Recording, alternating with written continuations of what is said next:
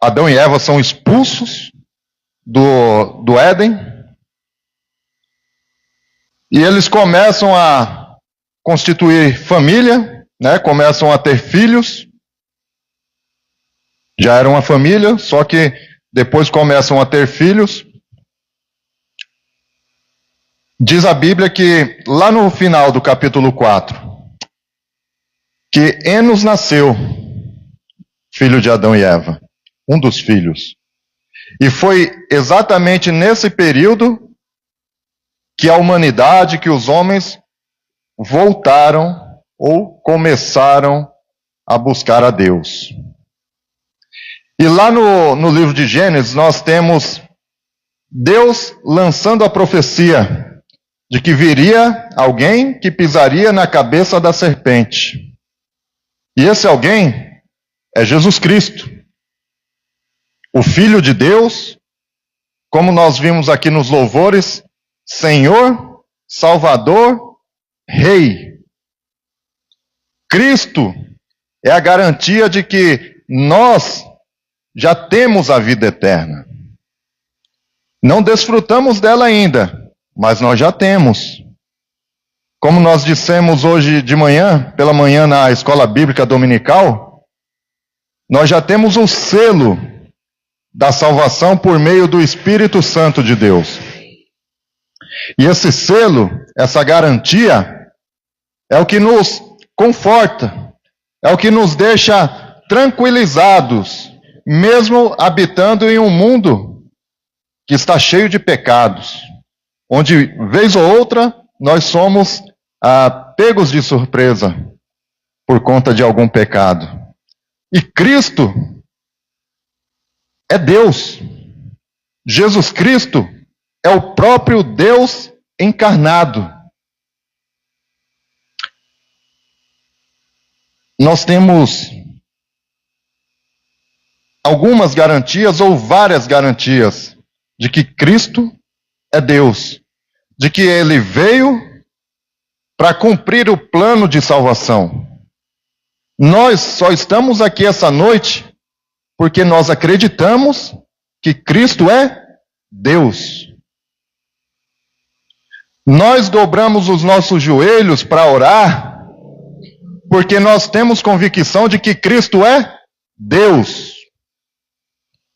Nós oramos ao Pai por intermédio do Filho, sob a direção do Espírito Santo, porque sabemos que lá no Evangelho de João, capítulo 14, o próprio Jesus Cristo, ele disse que ele e o Pai enviaria o Consolador para que nos orientasse, para que nos ensinasse a sua palavra. E nós observamos, pelo menos eu observo, e acredito que você também, que existem muitas pessoas que buscam um determinado relacionamento com algum Deus, com alguma entidade, com alguma divindade, por outros meios. Isso se estende ao longo dos séculos, dos milênios. O ser humano sempre sentiu a necessidade de ter um relacionamento com alguém superior. A gente olha, muitas vezes, tribos que vivem de forma isolada do mundo, mas eles têm uma crença religiosa, têm a necessidade de crer em algo espiritual, porque o ser humano tem essa necessidade dentro dele. E o triste de ver pessoas que vivem sem direção, buscando a Deus, é que geralmente, quando elas buscam a Deus sem direção, elas servem de uma forma errada e não ao próprio Deus encarnado na pessoa de Jesus Cristo. E é por conta de várias correntes de crenças, de várias correntes religiosas, é que muitas pessoas têm ido para o inferno. E muitas vezes as pessoas se privam de falar sobre isso, de que pessoas estão indo para o inferno porque não creem em Jesus Cristo. Não tem outra forma, irmãos, de alcançar a salvação em Deus Pai, em Deus Filho, em Deus Espírito Santo, se não for crendo em Jesus. Se não for crendo que Jesus é Deus. É o que diz a carta de Paulo aos Romanos, no capítulo 10. Se nós confessarmos com a nossa boca e cremos com o nosso coração de que Jesus é Deus, se nós fizermos isso, confessarmos e crermos, nós já temos a vida eterna. Só que essa vida eterna muitas pessoas não podem desfrutar. Muitos estão em religiões falsas. E como é duro essas pessoas não descobrirem que não estão servindo ao Deus que concede a vida eterna. Ninguém gostaria de saber que está crendo em algo falso. Não é agradável nem imaginar que alguém depositou sua confiança em alguma crença e passou a vida toda em um fanatismo cego. Nós, irmãos, cremos em Jesus, sendo o Cristo que havia de vir. Nós olhamos na Bíblia Sagrada e acreditamos nisso, porque é a palavra de Deus. Cremos que Ele é Deus e cremos também que Ele foi totalmente homem e totalmente Deus, enquanto esteve nesse mundo. Cremos que Ele foi perfeito e que morreu na cruz para nos salvar do pecado. Não é isso que nós cremos? Amém. Cremos que através dele temos acesso ao Pai e que nunca seremos separados do amor de Deus. É a garantia que nós temos também em Romanos capítulo 8, de que nada pode nos separar do amor de Deus que está em Cristo Jesus, nosso Salvador, nosso Senhor. Nenhum de nós está em perigo de ficar longe da presença de Deus, porque o próprio Cristo entregou a sua vida por nós e nos garantiu a salvação eterna. Tem uma citação do C.S. Lewis, um escritor que viveu alguns séculos atrás. Ele disse: Jesus não poderia ser considerado apenas um bom homem, pois um homem bom não diria de si mesmo ser Deus. E Cristo, ele admitiu por várias vezes que ele era o próprio Deus aqui na terra. Então vamos refletir algo nesse sentido, no texto que está lá em João, Evangelho de João, capítulo 6. É uma das garantias que nós podemos constatar que de fato Jesus é Deus. A Bíblia garante que Jesus é Deus. E nós devemos ter essa convicção de que Jesus é Deus. Então nós vamos nos ater em um pequeno trecho da palavra de Deus. Se nós fôssemos discorrer em várias evidências de que Jesus é Deus, nós faríamos aqui um culto de horas e horas e não terminaríamos de falar sobre as várias evidências de que Jesus é Deus. Evangelho de João, capítulo 6, a gente vai fazer uma leitura breve e depois vamos avançando no texto bíblico. Então nós vamos ler o versículo 41, 42 e 43 de João, capítulo 6. Diz assim a palavra de Deus: Então os judeus começaram a criticar Jesus, porque dissera: Eu sou o pão que desceu do céu. Eles diziam: Este não é Jesus, o filho de José? Não conhecemos o seu pai e a sua mãe? Como ele pode dizer: Desci do céu? Jesus respondeu: Parem de me criticar. Amém? Querido Deus e amado Pai, no nome do teu Filho amado Jesus, nós oramos nesse instante e pedimos que a tua palavra fale aos nossos corações, Senhor. Espírito Santo, ilumina os nossos corações, o nosso entendimento, para que possamos sair daqui abençoados pela tua palavra. Senhor, faça a tua ação em cada coração, em cada vida aqui presente, Senhor. Ajuda-nos a entender o teu propósito para cada uma das nossas vidas. No nome do teu Filho amado Jesus. Amém. Então vamos falar sobre algumas garantias de que Jesus é Deus. Primeira evidência. Jesus ele foi gerado de modo sobrenatural. Nenhum ser humano na face da terra foi gerado da forma como Jesus foi gerado. Por aí nós já temos uma das evidências principais de que Jesus é Filho de Deus e que Jesus é Deus. Muitos líderes nasceram em épocas de crise. E esses homens, esses líderes, quando nasceram de uma relação comum entre um homem e uma mulher.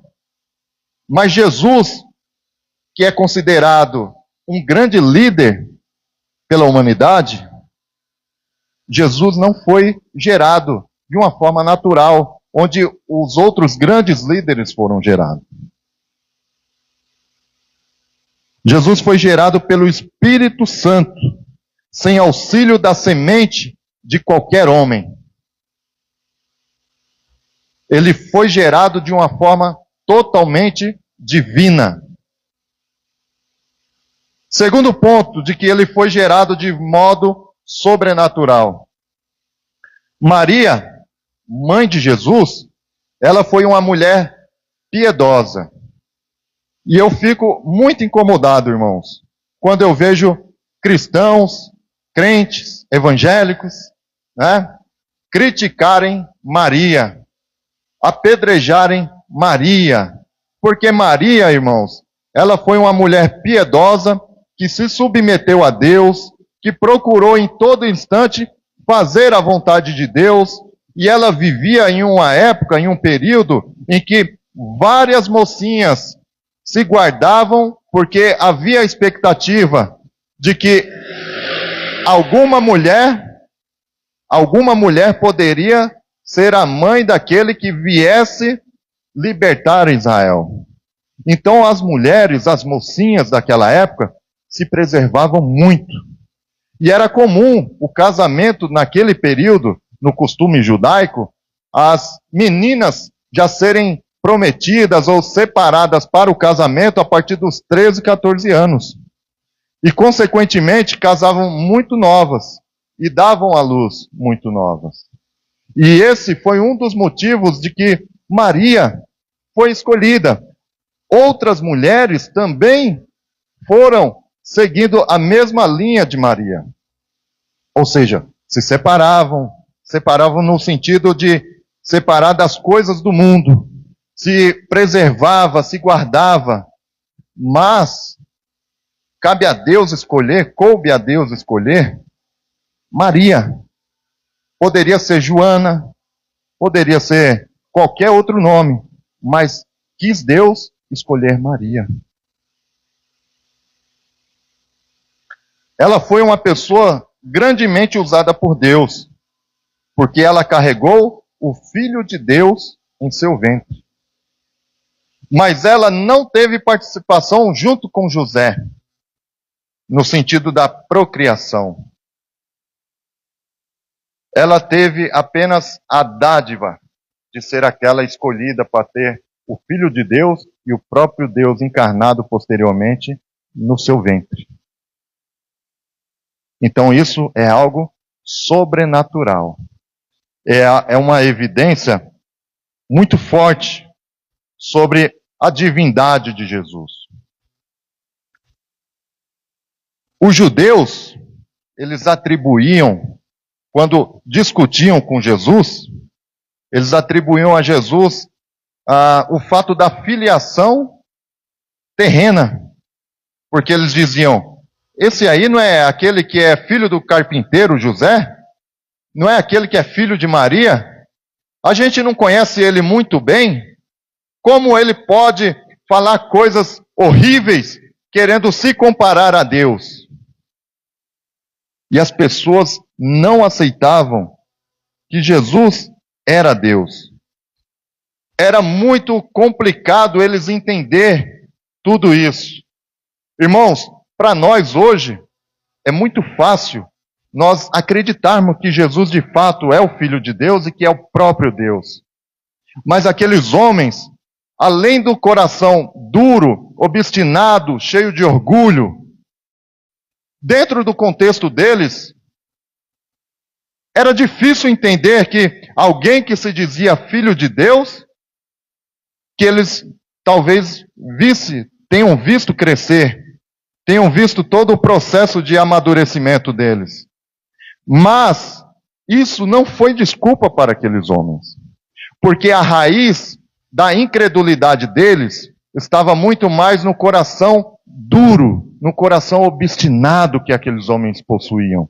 Porque muitos outros homens e mulheres que cresceram com Jesus, que viram Jesus posteriormente, aceitaram a verdade de que ele era o Deus encarnado no meio do povo.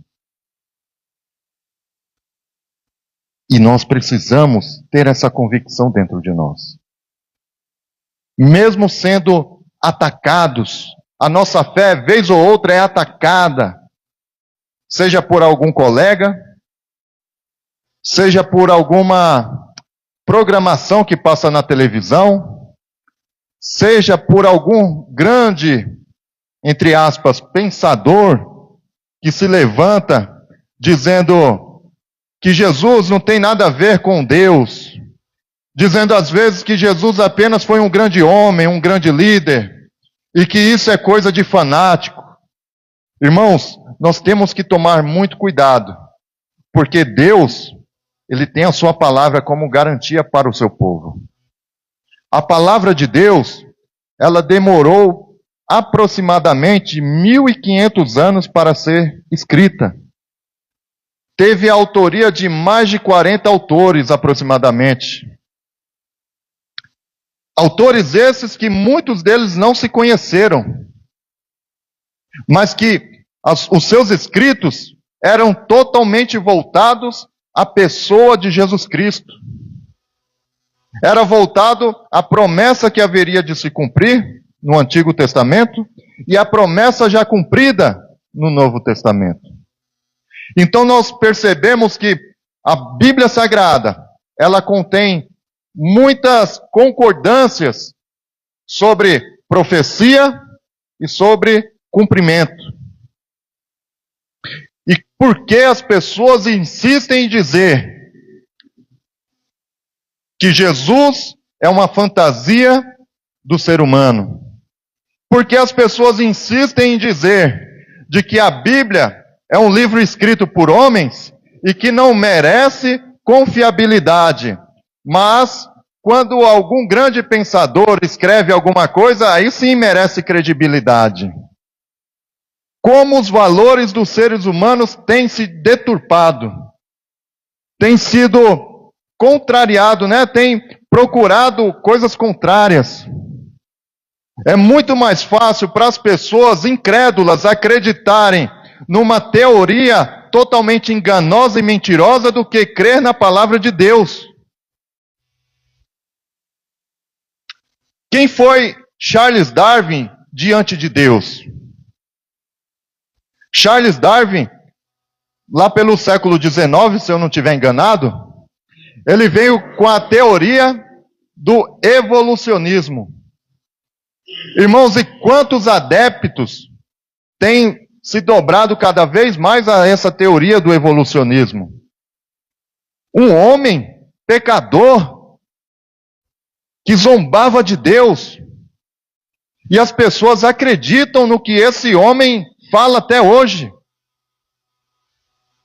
Preferem acreditar nesse homem do que acreditar na Bíblia Sagrada. As pessoas, é difícil eles entenderem de que a Bíblia é um livro inspirado por Deus. É difícil eles acreditarem no que está escrito em 2 Timóteo, capítulo 3, do versículo 14 ao 17. É difícil. É muito mais fácil eles acreditarem o que um influencer fala nas redes sociais.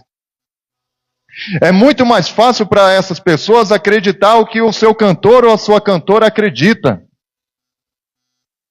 E às vezes é capaz até de seguir uma crença religiosa que ela segue. Mas a garantia de que Jesus é Deus, nós não podemos deixar escapar das nossas mãos. Essa garantia ela deve permanecer guardada em nossos corações. Até hoje, muitos estão murmurando sobre a divindade de Jesus. Se para o ser humano a palavra de Deus não é a garantia de que ele é o Filho de Deus, então o ser humano não tem qualquer outra garantia. Não se pode crer em um livro que nós dizemos ser inspirado a ser o livro de Deus, se esse livro não diz toda a verdade, é o que diz os liberalistas. E o liberalismo teológico é uma corrente muito nociva. O liberalismo, ele surgiu logo depois do iluminismo, lá no século XVII.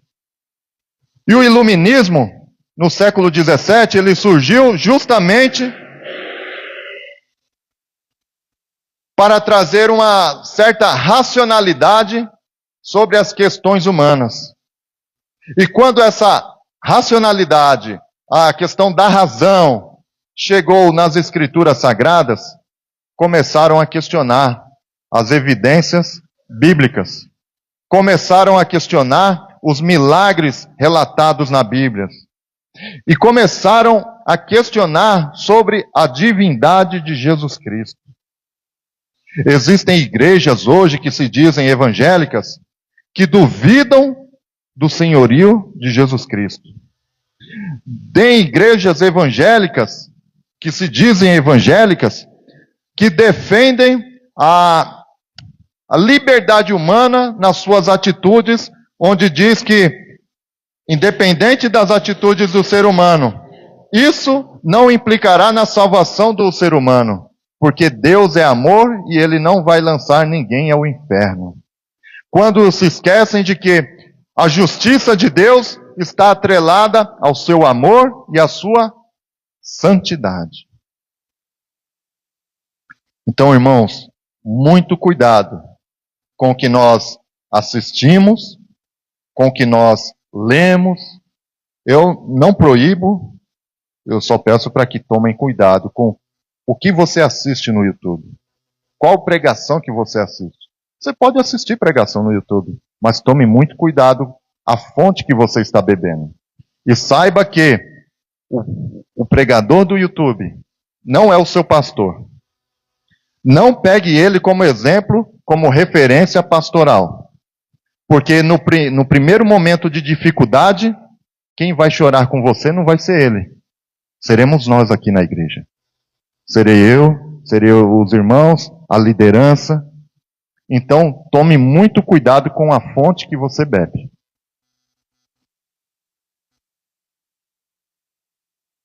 Segunda evidência de que Jesus é Deus, Ele pôde ressuscitar os mortos. Jesus, Ele ressuscitou os mortos. Vamos ler mais um trecho da palavra de Deus, no mesmo capítulo, capítulo 6, versículo 44 ao 47. Ninguém pode vir a mim se o Pai que me enviou não o atrair, e eu o ressuscitarei no último dia. Está escrito nos profetas, todos serão ensinados por Deus. Todos os que ouvem o Pai e dele aprendem, vêm a mim.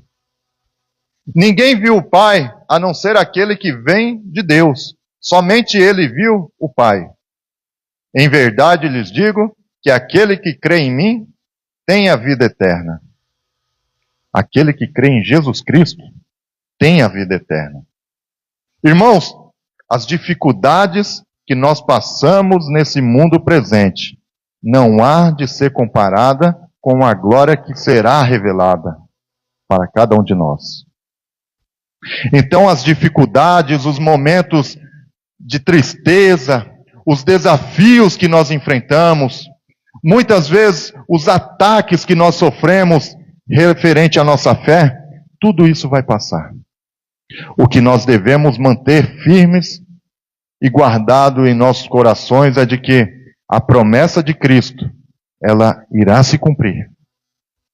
Cristo, sendo Deus, ele vai cumprir a sua promessa para o seu povo. Então Jesus, ele pode ressuscitar os mortos. Jesus ressuscitou o filho da viúva de Naim, ressuscitou a filha de Jairo, ressuscitou o seu amigo Lázaro. E houve muitas testemunhas sobre as ressurreições realizadas por Jesus. Com a morte de Jesus, está lá em Mateus capítulo 27, entre o versículo 52 e 53, que quando Jesus morreu, os sepulcros foram abertos, e muitos dos que estavam mortos ressuscitaram e andavam pela cidade. Ora, ora, se Jesus não é Deus, então quem faria tudo isso? Se Jesus não é Deus, quem operava tantos milagres e opera até os dias de hoje? O Senhor Jesus Cristo, ele continua sendo rei e dono da igreja. Cristo, ele nos garante na sua palavra e nos garante com várias evidências ainda nos dias de hoje, irmãos. Ele não apenas ressuscitou pessoas que morreram novamente, reviveram e que morreram depois, mas ele é a ressurreição garantida a cada um de nós no último dia. Os salvos serão ressuscitados no arrebatamento, nós que somos salvos. E não é arrogância, é a palavra de Deus que nos garante que nós somos salvos. E isso será concretizado, como diz lá em 1 Tessalonicenses, capítulo 4, que aqueles que são de Jesus ressuscitarão, serão arrebatados e ficarão para sempre com Jesus na eternidade. No entanto, os incrédulos, aqueles que zombam, aqueles que morrem na sua incredulidade, na sua zombaria, na sua oposição a Deus, eles serão ressuscitados. No entanto, essa ressurreição será para o castigo e para a vergonha eterna, como está escrito lá em Apocalipse, capítulo 20, falando sobre o juízo final. A salvação de Deus para o homem é obra totalmente dele mesmo, totalmente de Deus. Ele providenciou o modo pelo qual o pecador pode ser salvo. Não tem nada que o homem, o ser humano, possa fazer para dar uma forcinha para Deus. É o que nós dizemos, falamos no campo da teologia, que é a salvação de modo monergista, onde ela cabe somente a Deus operar. A responsabilidade é totalmente de Deus. A soberania na salvação cabe a Deus, na pessoa de Jesus Cristo, que se entregou por cada um de nós. O pecador precisa crer e tomar a sua decisão com aquilo que Jesus já fez, com base naquilo do que Jesus já fez. O pecador tem essa oportunidade de crer em Jesus através dos relatos bíblicos que estão escritos aqui. Não se pode chegar até Deus com os seus próprios esforços, mas somente do modo de Deus, crendo que Jesus é Deus, como diz no versículo 44. Quem crer em Deus deve crer em Jesus, pois o ensino do Filho é o mesmo ensino do Pai. Jesus e Deus, Pai, são a mesma pessoa na sua forma de agir. Ninguém jamais viu a Deus, mas quem viu Jesus, viu a Deus. É o que ele fala lá no Evangelho de João. E essa é a nossa garantia de que Jesus é o Filho de Deus e ele vai cumprir a sua promessa para todos nós. Jesus pode ressuscitar os mortos e só Deus tem poder para fazer isso. Essa é a garantia que de fato Jesus é Deus. O terceiro ponto é de que Jesus é o pão do céu. Nós lemos um texto onde ele sucede o trecho que ele fala que ele é o pão da vida, que ele é o pão que desceu do céu. E isso, para os fariseus, para os sacerdotes, para os religiosos da época, era uma afronta muito grande. Porque eles acreditavam que o pão que desceu do céu, o maná lá no deserto, foi algo que somente os seus pais, as suas gerações anteriores, tiveram o privilégio de comer do pão que desceu do céu, do maná. E que Moisés havia sido um dos grandes responsáveis por tudo aquilo ter acontecido. E quando Jesus diz, eu sou, é uma outra afronta que Jesus está falando na mente daqueles religiosos. Porque a palavra eu sou remete ao encontro de Deus, ao chamado de Deus a Moisés, quando Moisés diz, mas quando me perguntarem quem me enviou, e aí Deus falou para Moisés, diga que eu sou, te enviou. Então, a palavra eu sou, para o judeu, para o povo de Israel, era uma palavra forte, que ninguém poderia proferir daquela forma. E Jesus sabia muito bem quem ele era. E ele se garantia contra os religiosos. E os religiosos, eles tremiam de raiva. Porque Jesus, ele tinha consciência de que ele era o próprio Deus encarnado. O próprio Jesus afirmou que é o pão da vida.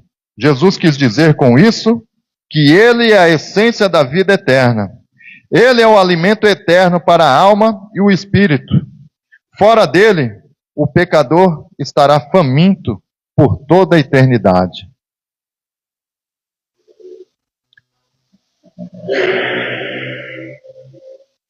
Jesus tinha acabado de realizar a multiplicação dos pães.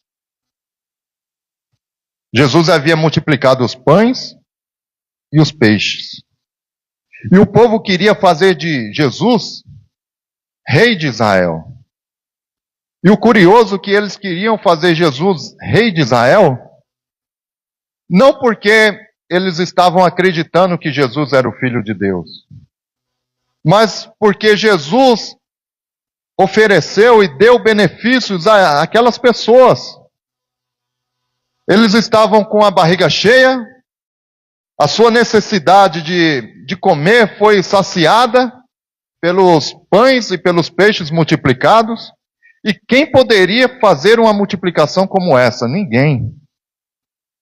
Então eles quiseram colocar Jesus como rei, justamente visando os privilégios que eles poderiam obter.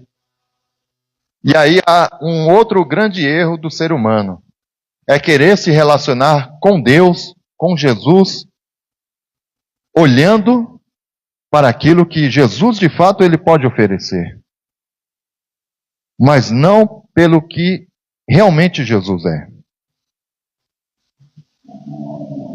Nós devemos crer em Jesus, nos relacionarmos com Jesus, pelo que Jesus Cristo, ele é, irmãos. E não pelo que ele pode nos dar.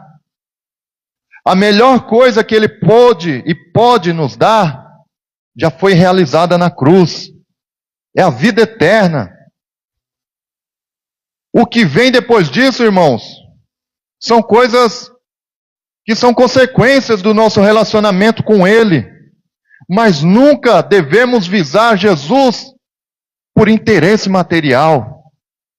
Nunca devemos visar Jesus como alguém que nós podemos tirar proveito. Até então, porque Jesus, ele sonda o coração do ser humano. Ele olha para o que está aqui dentro de nós. E a gente não vai dobrar Jesus. A gente não vai enrolar Jesus. Você pode me enrolar. Você pode me enganar, pode enganar o seu irmão do seu lado. Mas Jesus, você não engana, irmão. E não adianta nem fazer aquele canto da sereia. O canto da sereia é aquelas palavras doces. Aquelas palavras com duplo sentido, com vários interesses por detrás. O canto da sereia pode enrolar qualquer um de nós, se não estiver na direção do Espírito. Mas Jesus Cristo, ninguém consegue dobrar nem com o canto da sereia. Jesus, ele olha para o nosso coração. Ele olha para dentro de nós e vê se, de fato, a gente crê que ele é Deus. Se de fato a gente crê que ele pode fazer todas as coisas que lhe convém, conforme o que está no seu propósito. Não é segundo a nossa vontade, é segundo a vontade de Deus. A gente passa por dificuldades e isso não diminui o poder de Deus na nossa vida. Ele fazendo ou não fazendo, ele continua sendo Deus. Então ele não precisa fazer média com ninguém. Ele não precisa bajular ninguém. Porque ele é Deus. Conosco ou sem a gente, ele é Deus da mesma forma. E ele é o dono da igreja. Ele quem conduz a história da humanidade até a consumação final. Quando Jesus disse àqueles homens de que ele é o pão que veio do céu, irmãos, aqueles homens ficaram muito irritados. Vamos ler 3 versículos. Versículo 49, 50 e 51 do capítulo 6. Jesus dizendo àqueles homens: os seus antepassados comeram o maná no deserto, mas morreram. Todavia aqui está o pão que desceu do céu, para que não morra quem dele comer. Eu sou o pão vivo que desceu do céu. Se alguém comer deste pão, viverá para sempre. Este pão é a minha carne, que eu darei pela vida do mundo. Amém. Essas palavras foram demais, foram muito fortes para aqueles homens. E essas palavras são muito fortes até os dias de hoje para os incrédulos, para aqueles que se dizem ateus, para aqueles que dizem que não precisam de Deus. É muito difícil para essas pessoas acreditarem e aceitarem que Jesus é o pão da vida. De que Jesus fornece a vida eterna para aquele que com ele se relaciona. As pessoas querem acreditar que Jesus é um homem bom, que ajuda os outros, mas não querem admitir que ele é o próprio Deus e que fora dele não há salvação. O questionamento daqueles homens pode até ser natural, mas é totalmente desprovido de fé. E existem pessoas, irmãos, que estão sedentas.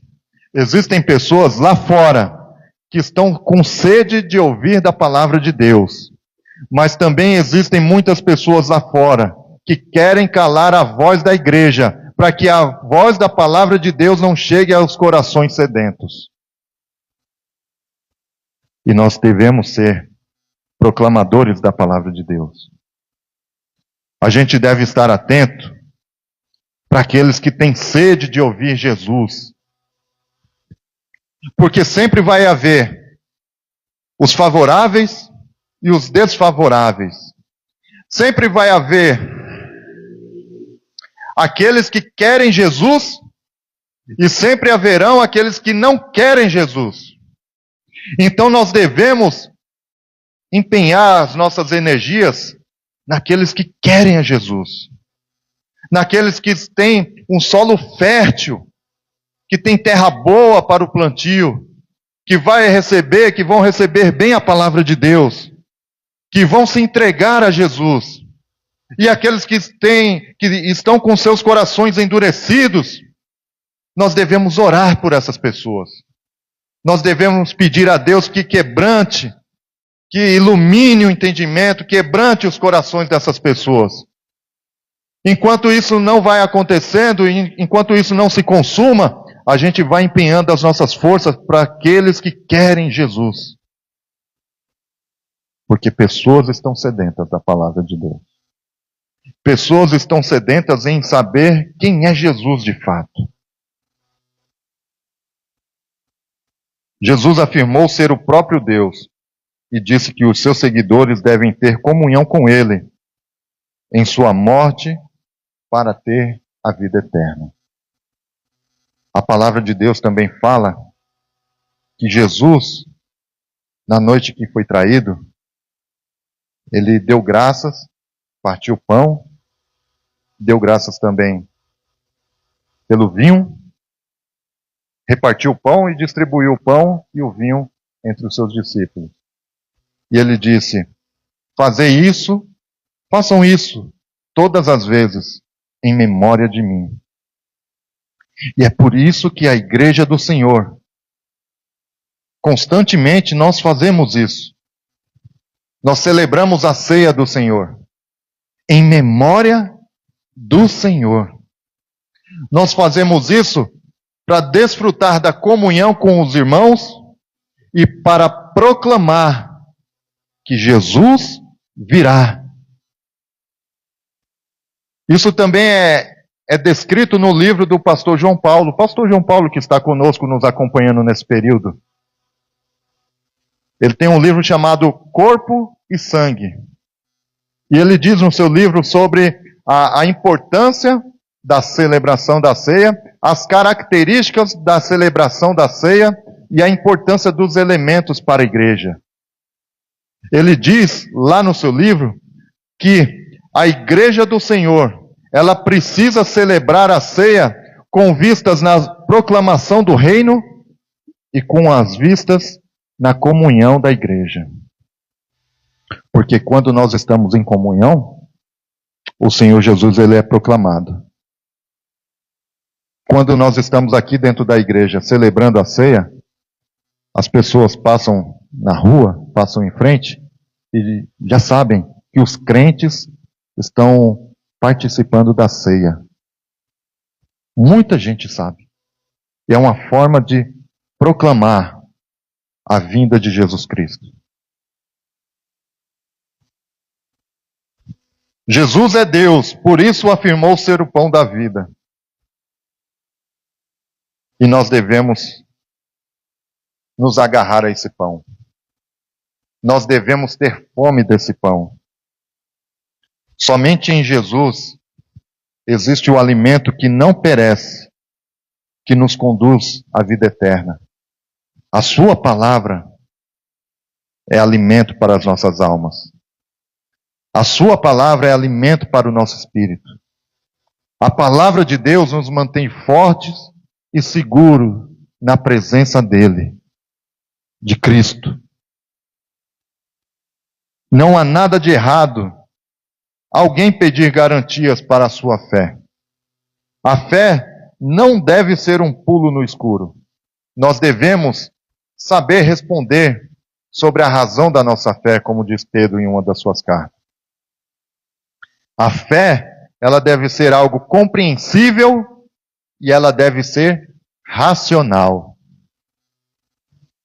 A fé em Cristo não deve ser uma coisa de doido, onde não tem explicação. Tem que ter explicação. A gente tem que saber explicar. A gente tem que saber mostrar para essas pessoas quem é Jesus, explicar para essas pessoas que Jesus é Deus. Nós devemos ter essa consciência de aprender da palavra de Deus. A gente tem que ter a consciência de que a oração com Deus, é nós conversando, é nós falando com Deus.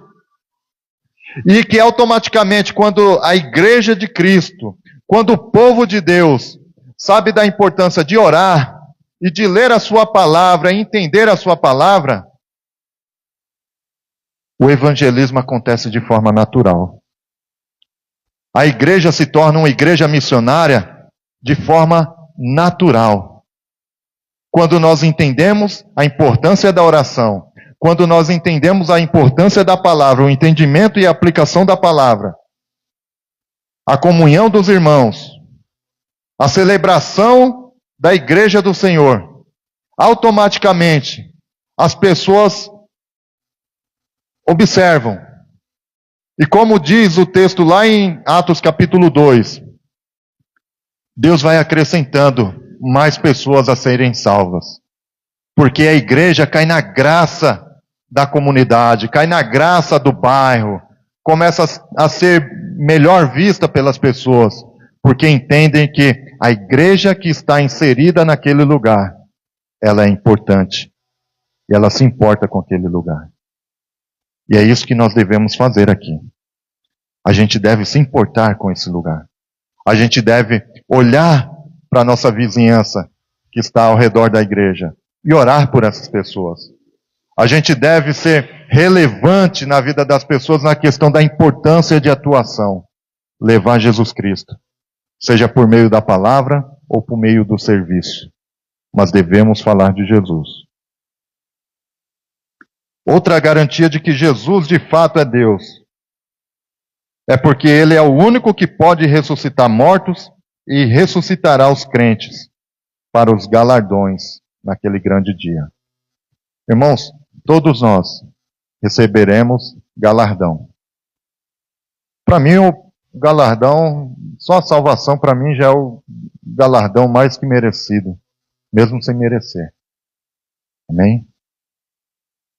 O que vier, cabe à vontade de Deus. Mas ficar naquela neura, né?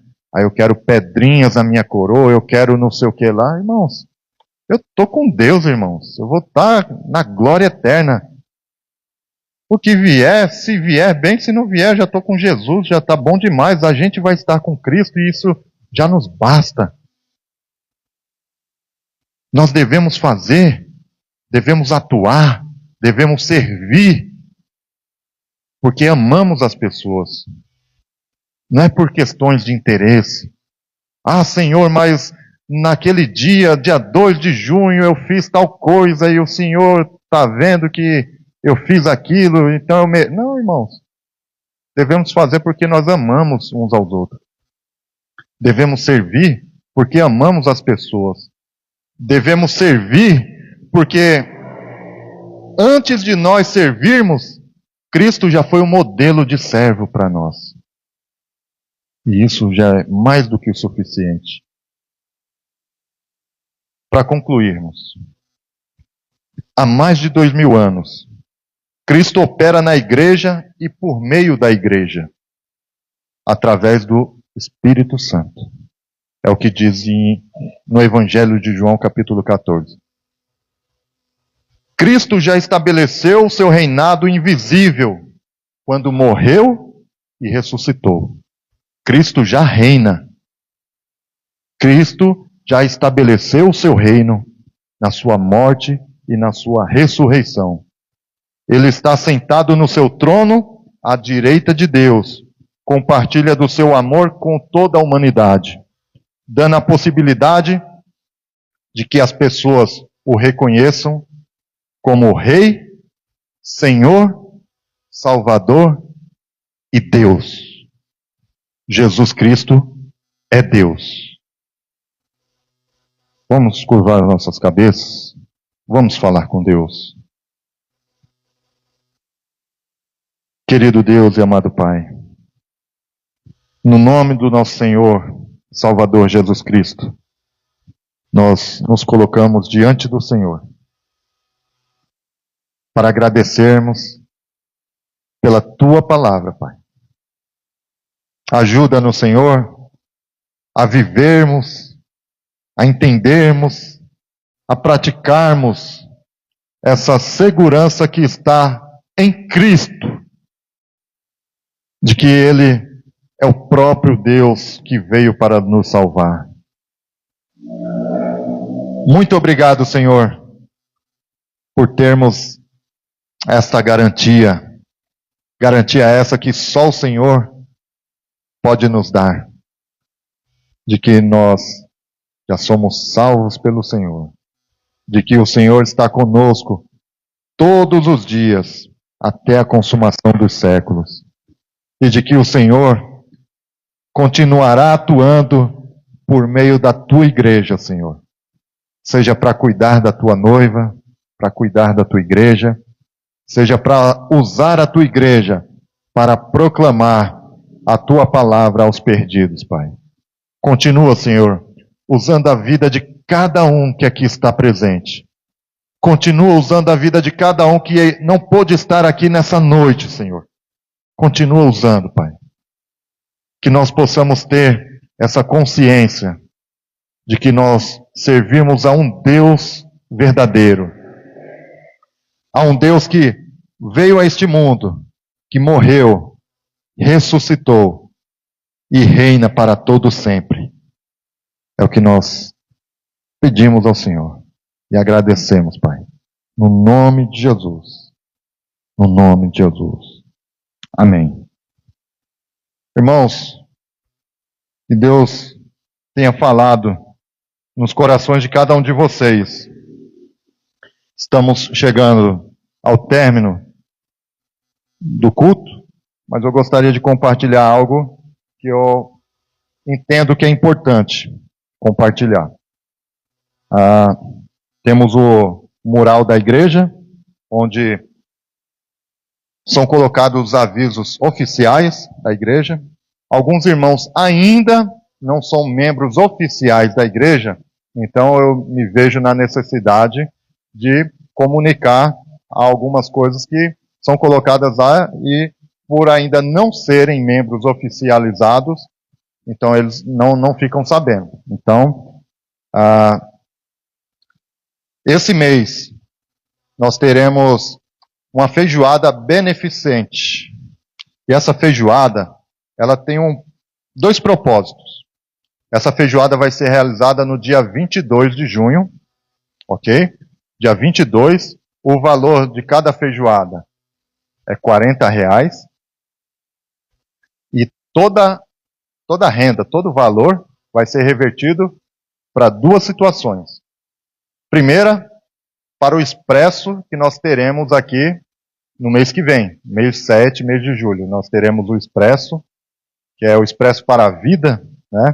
Que são dias de evangelismo que a igreja vai viver intensamente, né? Então esse expresso no meio do ano é um pouco mais curto. No entanto, mesmo sendo curto, ela demanda de um empenho muito forte por parte da igreja. E não só na questão financeira, mas na questão da disposição, na questão do servir, na questão da oração. Então, os irmãos já se preparem e já apresentem a Deus em oração esse evento que será realizado por mais de uma semana aqui na igreja. Então, essa feijoada, primeiro, é para ajudar nos custos. A igreja também estará ajudando. Nós pediremos a contribuição dos irmãos, mas não de forma pesada, aqueles que puderem. Não colocaremos peso sobre os irmãos. Não colocaremos. É aquilo que os irmãos sentirem no coração e quiserem contribuir. A responsabilidade é da igreja. Mas os irmãos, nós precisamos ter pertencimento a um ato como esse, a um trabalho como esse. E o pertencimento, ele se caracteriza com a forma como nós nos comprometeremos. Amém? Então, esse é o primeiro ponto que a feijoada vai ajudar. E o outro ponto é que haverá o mês das crianças em outubro. E a outra metade desse valor vai ser revertida para o mês das crianças. Então, você que vai adquirir, né, vai comprar a feijoada, já compre pensando nisso. Você não só vai satisfazer com uma boa feijoada, mas também você vai ajudar na questão de missões e vai ajudar o Ministério Infantil também. Tá bom? esse mês de junho, nós começaremos uma nova série de estudos, todas as quartas-feiras, e os estudos, a série de estudos que nós iremos abordar durante o mês de junho é sobre os milagres de Jesus, tá bom? Então, se você pode estar conosco, esteja conosco às quartas-feiras para aprendermos um pouco mais da palavra de Deus, e não só aprender, mas aplicarmos em nossas vidas também, no nome de Jesus. Tenho sentido falta de alguns irmãos, irmãs, famílias, espero que estejam todos bem. Havendo alguma necessidade, irmãos, por favor, me procura, a gente pode conversar, orar e procurar chegar em alguma solução. Mas não sofra calado, não fique sozinho. Você tem uma igreja que está à sua disposição. Me procure algum membro da diretoria, tá bom? Nós estamos aqui para servir. Procure o corpo diaconal. O corpo diaconal tem sido muito atuante na questão das visitas também, tá bom? Pode nos procurar, que nós estamos à disposição da igreja. Amém? Vamos colocar de pé, irmãos? Graças a Deus por este domingo. Graças a Deus pela tua presença aqui neste lugar. Que Deus possa abençoar a cada um de nós durante a semana. Que a graça do nosso Senhor e Salvador Jesus Cristo, que o amor de Deus, o nosso Pai, e as doces consolações do Espírito Santo seja com todos nós, desde hoje e para todo sempre. E eu lhe peço, Senhor, a bênção sobre o teu povo, a bênção sobre a tua igreja. Abra a porta, Senhor, de emprego, dê uma solução na saúde, Senhor. Ajude nos relacionamentos familiares, relacionamentos conjugais. Ó Deus, envia cliente para aqueles irmãos, para aquelas irmãs que trabalham por conta, Senhor. Abençoa, Senhor, todas as famílias da tua casa. No nome do teu Filho amado Jesus. Amém.